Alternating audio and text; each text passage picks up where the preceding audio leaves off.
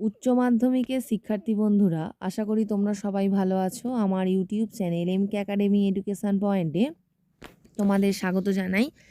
আজকে আমি ভিডিওটিতে আলোচনা করব সদ্য প্রকাশিত এবিটি এর টেস্ট পেপার 2024 থেকে এডুকেশন বিষয়ে এমসিকিউ এর সম্পূর্ণ নির্ভুল সমাধান নিয়ে। শিক্ষার্থী বন্ধুরা, ভিডিওটি যদি ভালো লাগে অবশ্যই লাইক, শেয়ার, কমেন্ট করো। আমার চ্যানেলে নতুন হয়ে থাকলে চ্যানেলটা সাবস্ক্রাইব করার অনুরোধ রইল। চলো আমরা এবার মূল আলোচনায় ফিরে যাই। একের দাগে দেখো, প্রতিটি প্রশ্নের বিকল্প উত্তরগুলির মধ্য থেকে সঠিক উত্তরটি বেছে নিয়ে লেখো। 1 × 24 = 24। আমি প্রথমে এমসিকিউগুলোর সমাধান করে দিচ্ছি, তারপরে এসএকিউগুলোর আস্তে আস্তে সমাধান করে দেবো। একের দাগে দেখো, শিখনের শেষ স্তরটি হলো, অপশানগুলোর মধ্যে সঠিক উত্তর হবে প্রত্যাভিজ্ঞা। 2 নম্বর কোশ্চেন দেখো, মনোযোগের ব্যক্তিগত শর্ত হলো সেন্টিমেন্ট। নেক্সট, প্রচেষ্টা ও ভুল শিখন তত্ত্বের প্রবক্তা হলেন থর্নডাইক। সি বুদ্ধির সংজ্ঞা দিয়েছিলেন মনোবিদ ভার্নন। এবার দেখো, এখানে গড় বার করতে বলেছে। গড়ের উত্তরটা হবে 16। কোহলার পরীক্ষায় শিম্পাঞ্জির নাম ছিল সুলতান। কেন্দ্রীয় প্রবণতার সবচেয়ে দ্রুতগতি পদ্ধতি হলো, এখানে এটা হবে মিডিয়ান, আর দ্রুতগতি পদ্ধতি হবে সেটা হচ্ছে মিন। তারপরে দেখো, স্কোরগুলোর মধ্যে মোড নির্ণয় করতে বলেছে। যেই সংখ্যা মোড নির্ণয়ের সংজ্ঞাটা হলো, যে সংখ্যাটা 2 বার 2 এর বেশিবার থাকবে তাকে মোড বলে। এখানে দেখো 8টা বেশিবার আছে, সেই তো 8 হলো। নেক্সট কোশ্চেন দেখো, দ্য নেচার অব ইন্টেলিজেন্স বইটির রচয়িতা হলেন, উত্তর হবে থার্স্টন। নেক্সট দেখো, ভারতের সংবিধানে কত নম্বর ধারায় নারীদের শিক্ষার সুযোগ সুবিধার কথা বলা হয়েছে? উত্তর হবে 15 নম্বর 1 ধারায়। নেক্সট, রাধাকৃষ্ণন কমিশনে ভারতীয় সদস্য ছিলেন 7 জন। নেক্সট, কিন্ডারগার্টেনের প্রবক্তা বা উদ্ভাবক হলেন, এটা হবে ফ্রয়েবেল। নেক্সট, নবোদয় বিদ্যালয় গঠনের সুপারিশ করেন জাতীয় শিক্ষানীতি 1986। নেক্সট, জাতীয় শিক্ষানীতি 1986 শিক্ষা কাঠামোটি হবে 10+2+3। নেক্সট, সরকারি চাকরি সংক্রান্ত সমসুযোগের কথা বলা হয়েছে ভারতীয় সংবিধানের কোন ধারায়? 16 নম্বর ধারায়। নেক্সট, স্বশাসিত মহাবিদ্যালয়ের কথা কোন কমিশনে বলা হয়েছে? জাতীয় শিক্ষানীতি 1986। নেক্সট, বিশ্ববিদ্যালয় শিক্ষা কমিশনের কারিগরি শিক্ষার সঙ্গে সম্পর্কিত একটি সংস্থা হলো AICTE। নেক্সট, বয়স্ক শিক্ষাকে সামাজিক শিক্ষা হিসাবে অভিহিত করেন মৌলানা আবুল কালাম আজাদ। নেক্সট, কমন স্কুলের কথা উল্লেখ করা হয়েছে কোন কমিশনে? কোঠারি কমিশনে। কমন স্কুল জাতীয় শিক্ষানীতিতেও সুপারিশ করেছেন। দুটোই, এখানে যেটা অপশান থাকবে সেটাই দেবে।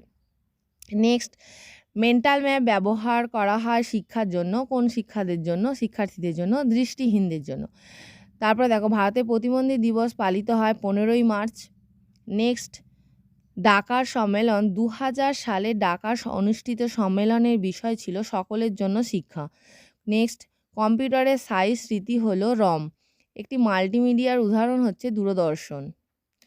নেক্সট দেখো, পরের একটা স্কুলের দেখো, মনোযোগের একটি বাহ্যিক নির্ধারক হলো তীব্রতা। দেখো, স্কোরগুলোর মধ্যে ভূশিষ্টক বা মুড বার করতে বলেছে। এখানে দেখো 6 হবে।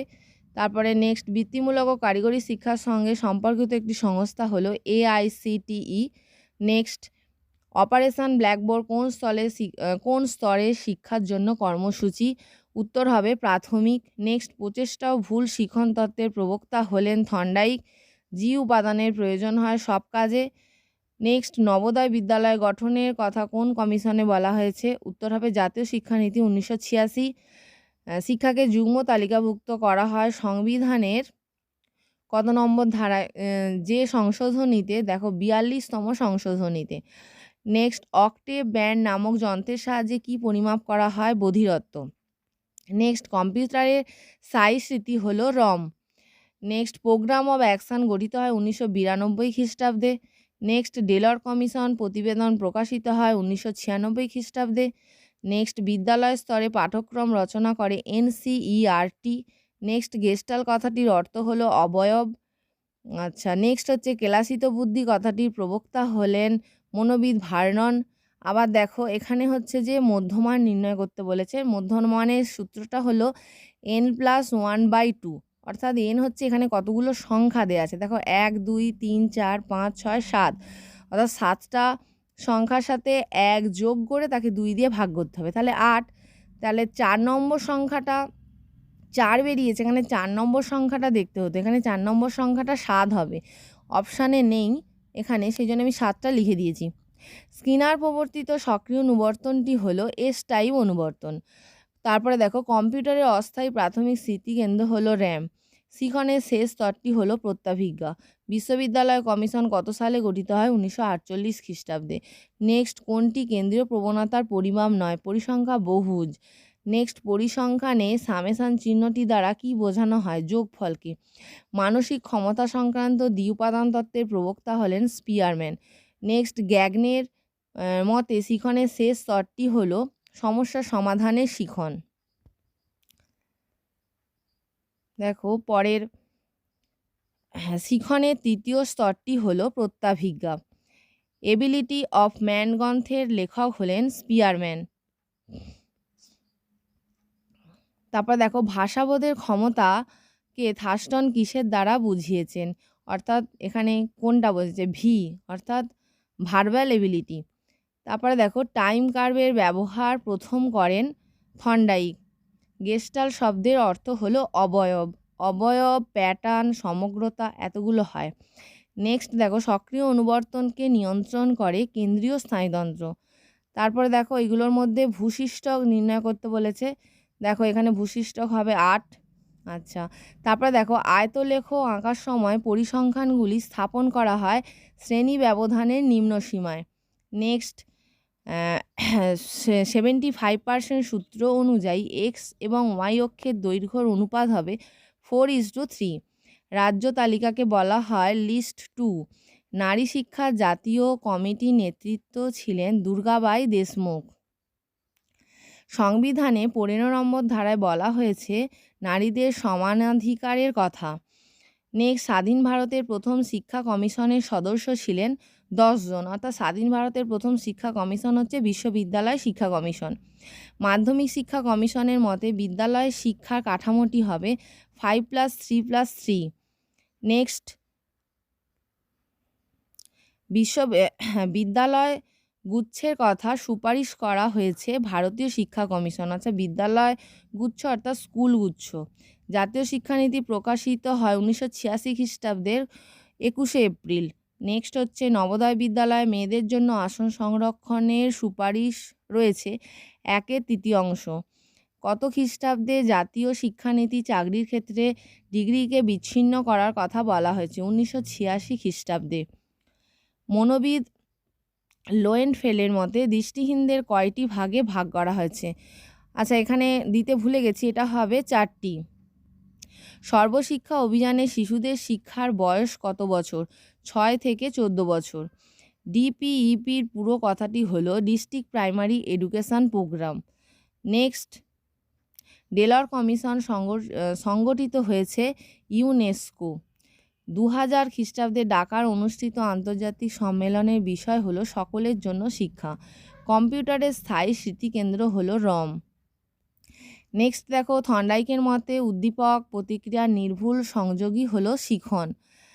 সংবিধানে কত নম্বর ধারায় 14 বছর বয়স পর্যন্ত শিশুদের অবৈতনিক ও বাধ্যতামূলক শিক্ষাদানের কথা বলা হয়েছে? এখানে অপশানটা নেই, অপশানটা হবে 45 নম্বর ধারায়। বিশ্ববিদ্যালয় শিক্ষা কমিশনে বিশ্ববিদ্যালয়ের কাজের দিন হিসাবে কতদিন ধার্য হয়েছে? 180 দিন।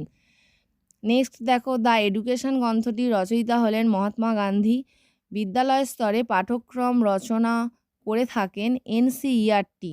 র্যামের কম্পিউটারের ড্যাশ স্মৃতিকেন্দ্র, অস্থায়ী স্মৃতিকেন্দ্র।